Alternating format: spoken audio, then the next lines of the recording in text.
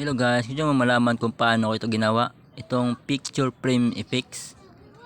So ganyan guys, so tuturuan ko po kayo kung paano ko ito ginawa. So CapCut lang ang gagamitin ko na apps dito guys. So tara na, umpisa natin. Punta na tayo sa CapCut, pindutin ang CapCut, pindutin ang new project. Tapos i-add yung video clip ko. Isa lang ang video clip na ginawa ko dito. So ganyan lang guys, mag-acting lang kayo ng ganyan. Umupo, tapos mag-posing. Tapos tumayo, parang may dinudukot na picture. Yan. Tapos umupo ulit.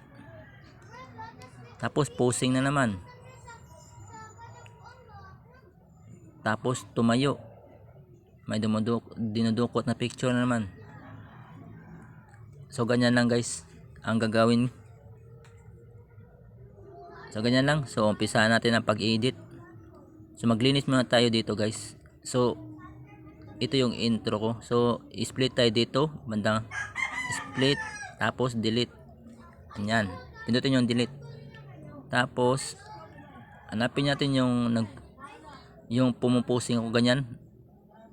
So hanapin yung freeze.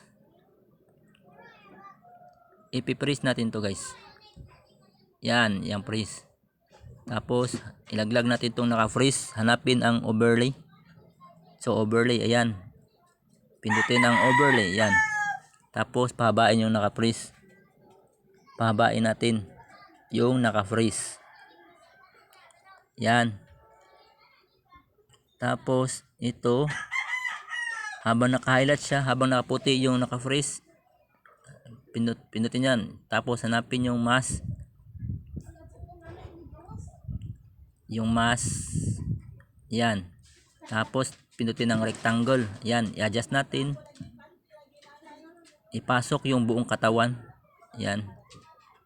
Tapos yung video, yung picture frame, yung dapat nakadikit siya sa kamay. So dikit siya sa kamay, yung parang dinukot yung picture frame kinuha. Tapos niyan i-adjust natin. So i-adjust ko. Ilagyan ng keyframe. Yan, naka-keyframe na. Tapos i-adjust natin, idikit sa kamay lang.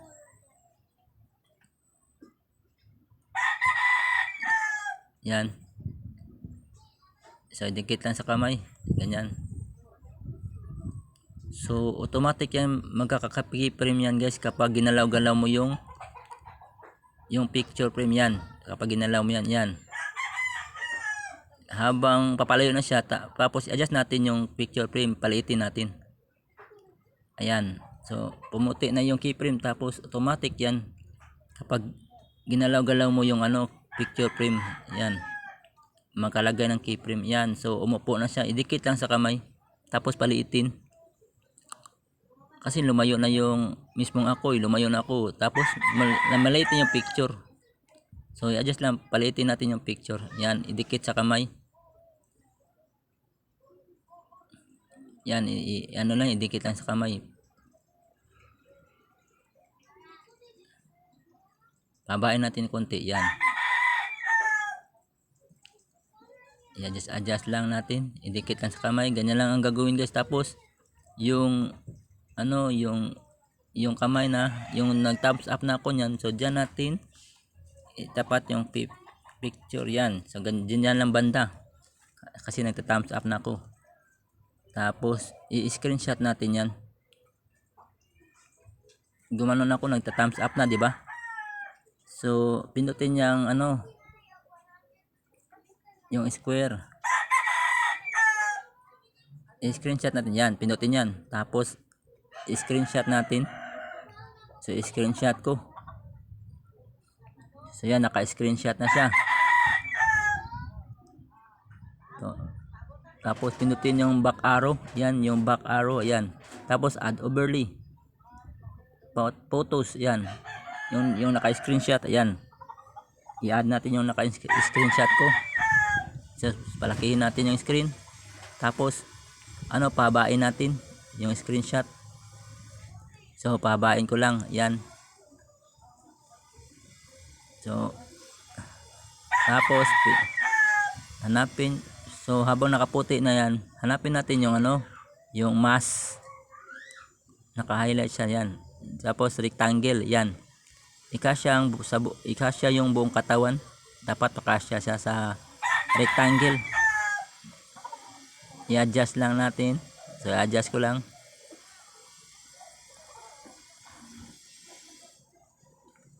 So yan, so habang itapat natin sa kamay, idikit natin yung picture frame yan, dapat idikit yan. Tapos yan, lagyan natin ng keyframe, yan keyframe.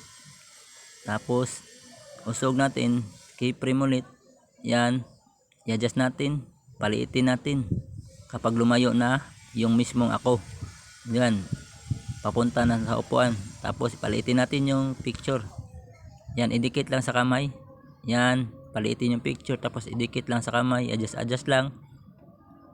So ganyan lang ang gagawin guys, yan paliitin natin, tapos i-adjust lang, palitin, idikit sa kamay.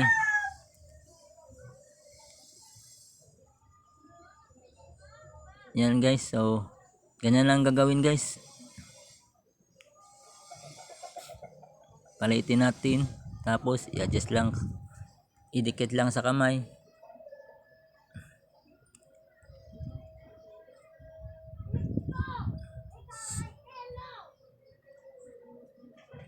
Kapag nag thumbs up na, so yun, tapos na. So yung sobra, putulin natin, pindutin yung video clip na nasa itaas, yan, tapos split, tapos i-delete yung sobra, yan i-delete natin yung sobra, delete yan, yan. So i-play natin, dapat ipantay natin kasi mawala yung picture frame yan, ipantay yan. So i-play muna natin yung ginawa ko, kung goods ba yung resulta, yan. Yan dinukot, tapos upo, picture,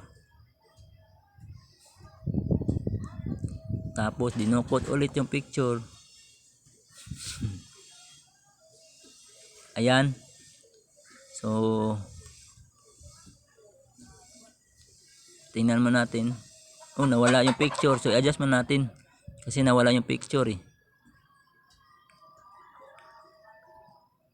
i-adjust yung picture sa dulo, ayan, i-adjust natin kasi nawala yung picture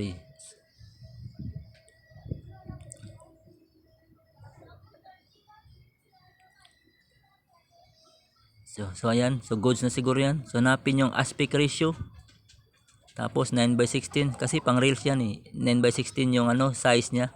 Tapos resolution full, frame rate 30, code rate full. So ready to export na yan guys. So maraming salamat sa panonood dito sa video guys.